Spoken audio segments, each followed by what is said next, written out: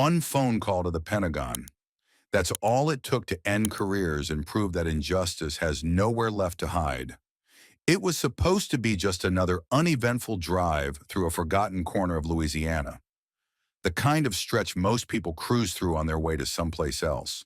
General Naomi Ellsworth had made trips like this 100 times before. No motorcade, no flashing lights, just her, a rented sedan, and a deadline. She had a confidential briefing waiting at Barksdale Air Force Base, and distractions weren't on her schedule. Somewhere between Lake Charles and Shreveport, near a tiny town called Mosswood, Naomi noticed the signal bars on her secure phone slipping away. She needed to make a call.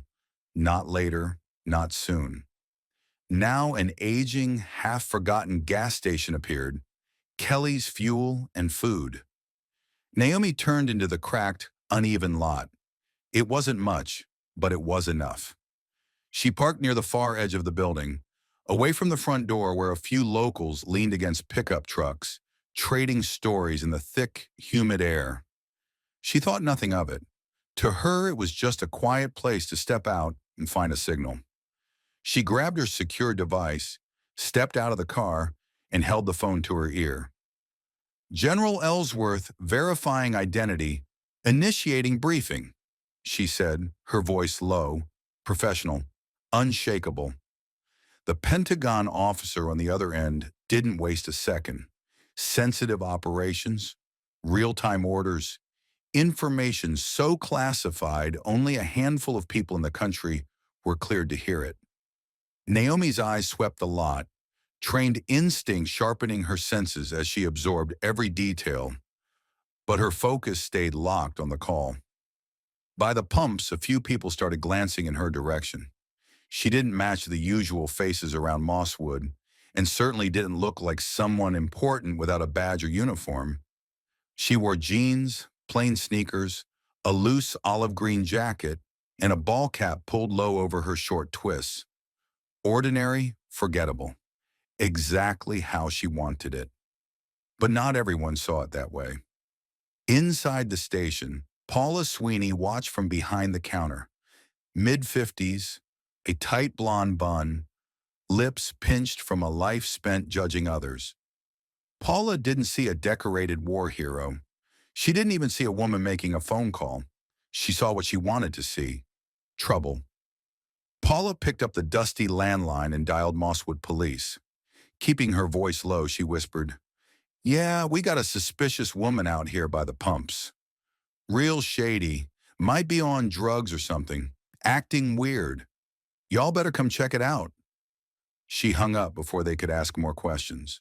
Across town, two officers, bored and restless, caught the call over the radio. They welcomed the break from monotony. Sunglasses snapped on, cruiser roared to life, and they sped toward the gas station. Meanwhile, Naomi remained by her car, laser-focused on the critical Pentagon briefing. She had no idea that trouble, real trouble, was already on its way. As she reached for her next set of orders, flashing lights bounced off the station windows. Everything shifted. Cruisers screeched into the lot, gravel spraying under the tires. Naomi lowered her phone, eyes narrowing against the glare. Two officers jumped out before their vehicle had fully stopped. The taller one, Officer Randall Cooper, mid-30s, buzz-cut, barrel-chested, unhooked his holster with a flick.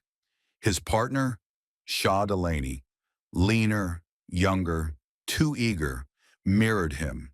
They moved like men itching for a fight. Naomi felt the air tighten. Calmly, she set the secure phone on her car's hood and raised her empty palms, visible and steady. Her voice stayed composed, measured, the way West Point had drilled into her years ago. "Good afternoon, officers. How can I help you?" Cooper barked. "License and registration." "Now." Naomi took a slow step forward, reaching carefully for her wallet. "Absolutely, officer. My ID is right here. I'm active duty military, General Naomi Ellsworth, on official business." Delaney scoffed. "General, huh? You expecting us to buy that?" Naomi withdrew her military credentials and federal travel orders, extending them calmly. Cooper snatched them, barely glanced, then shook his head. "This is fake," he sneered, tossing her ID onto the hood like garbage. Naomi blinked, stunned just for a breath. "Sir, I assure you—" "Shut up," Delaney snapped. "You think you can play us, lady? You picked the wrong town." A crowd began to gather. Curious customers, station workers, passing drivers, all slowing down for the free show. Some whispered, some chuckled. Nobody intervened. Naomi's training screamed for her to de-escalate, but every instinct told her these men had already decided who she was, and worse, what she wasn't. She tried once more, voice calm but firmer. "Please contact your supervisor. You're making a serious mistake." But Cooper was already unspooling cuffs. "Turn around, hands behind your back." Naomi didn't move. She didn't flinch. Not out of defiance, but because something deep inside her cracked wide open. "I am a general in the United States Army," she said, her voice sharp now. "You are unlawfully detaining me." Cooper laughed. Actually laughed. Loud, cruel, echoing against the pumps. "Yeah, and I'm the president. Now turn around." Before she could speak again, Delaney seized her arm. Cooper twisted her other wrist behind her. The cuffs snapped tight, biting into her skin. Naomi clenched her jaw, swallowing the heat of humiliation rising fast and fierce. Behind her, the secure phone, still connected to the Pentagon, clattered to the pavement. The voice on the other end was shouting her name now. The officers didn't notice, or didn't care. Cooper shoved Naomi against the side of her car, hard enough to rattle the frame. Gas rippled through the crowd. "Got her," Delaney said, as if they'd just bagged a trophy. Naomi, breathing hard, stared straight ahead at the grimy window of Kelly's Fuel and Food, her reflection fractured by dirt and grease. In that moment, she wasn't a general. She wasn't even a person, just someone they could throw around because they could. But inside the Pentagon, alarms were already blaring. Naomi's disappearance wasn't going unnoticed. Back in Washington, Lieutenant Commander Bryce Hanley sat behind a wall of monitors. He stared at the blinking line labeled GEN Ellsworth, secure. The audio feed was chaos, scuffling, shouting, then static. Bryce leaned toward his mic. "General Ellsworth, this is Command Operations. Do you copy?" "General Ellsworth, respond." Silence. He glanced at his supervisor, Colonel Dana Sharp, who was already striding across the ops floor. "Ping her location," Sharp ordered, her voice cutting through the hum like a blade. "Now!" Seconds later, a blinking dot appeared on the map. Nowhere near Barksdale, a gas station off Highway 171. Mosswood, a speck no one in D.C. had reason to know. Sharp's jaw tightened. "Get Barksdale security on the line and patch me through to JAG. If something's happened to Naomi, we move immediately." Meanwhile, back in Mosswood, Naomi sat on the curb in handcuffs, her back to the station wall. Delaney loomed over her. "What's your real name? Who are you working for?" Naomi exhaled slowly through her nose. "You have my ID, my travel orders. Everything you need is right there." Cooper scoffed. "Lady, you're about 2 seconds from obstruction. Don't push it." Naomi said nothing. She wouldn't give them the satisfaction of watching her beg. Out of the corner of her eye, she saw people pulling out phones, recording, whispering. Paula, the manager, stood smugly by the door, arms crossed like she was watching a backyard brawl. The scene spiraled further, and nobody seemed interested in stopping it. Then Delaney's radio crackled.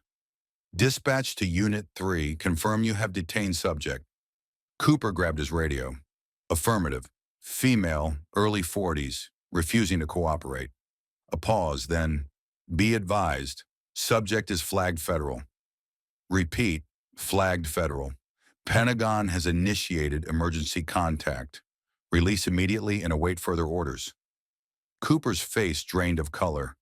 Delaney's smug grin disappeared. "What the hell?" he muttered. Naomi sat silently, just staring up at them, waiting. Cooper fumbled for his keys and unlocked the cuffs without meeting her gaze. He mumbled something that sounded like it was halfway between sorry and ma'am, but lacked the spine to say either clearly. Naomi rose slowly, flexing her. The doors of the black SUVs flung open almost in perfect synchrony, like the orchestrated scene of a film, but there was nothing cinematic about what followed.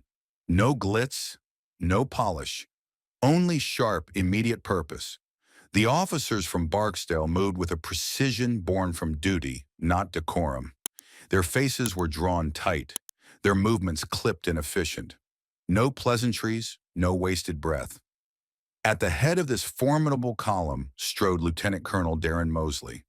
Mid-40s, every inch of him honed, eyes like chisels, sharp, unblinking, and wholly uninterested in making acquaintances.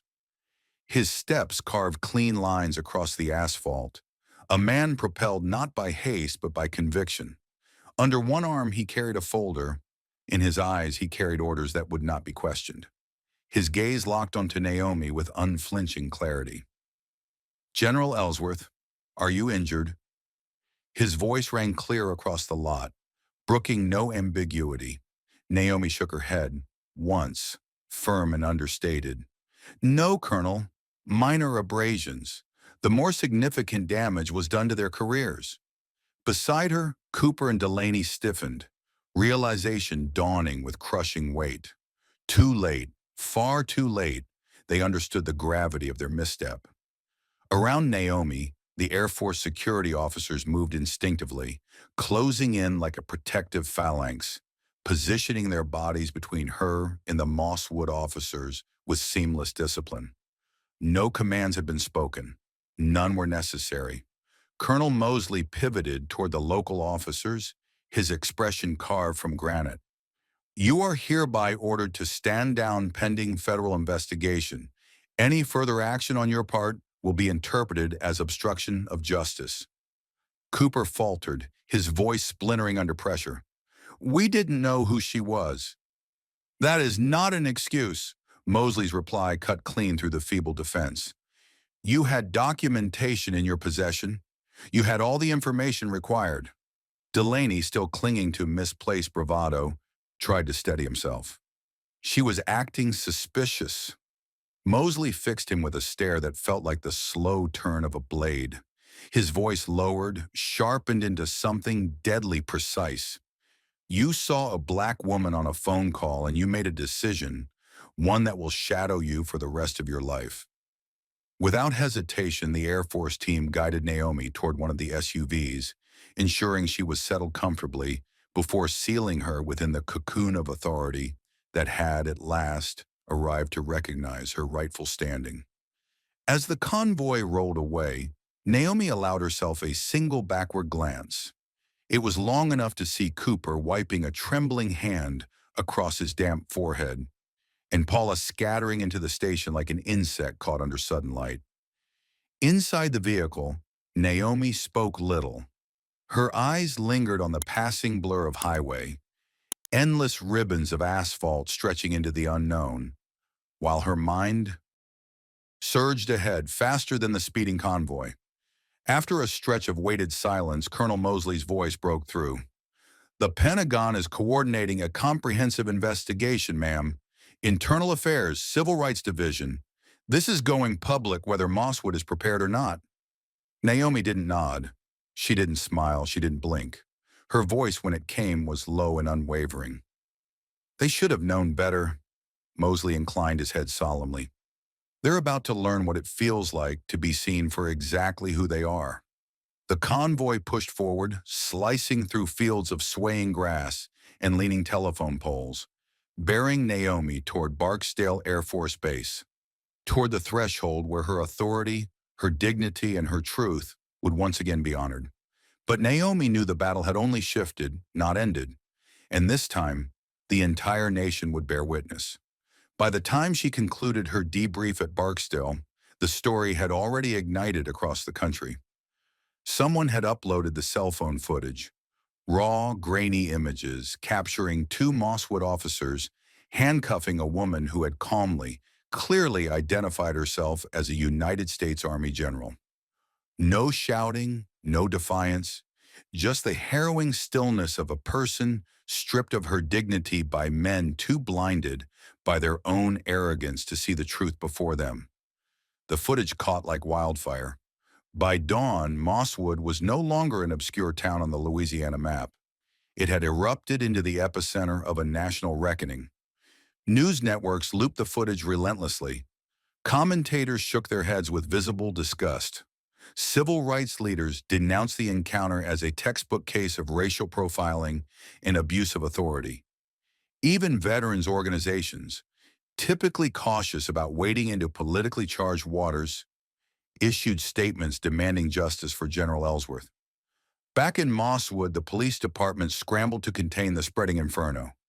Chief Vernon Grady, a man more versed in deer blinds than media briefings, stood under the searing gaze of cameras, sweat beading beneath the brim of his worn cowboy hat.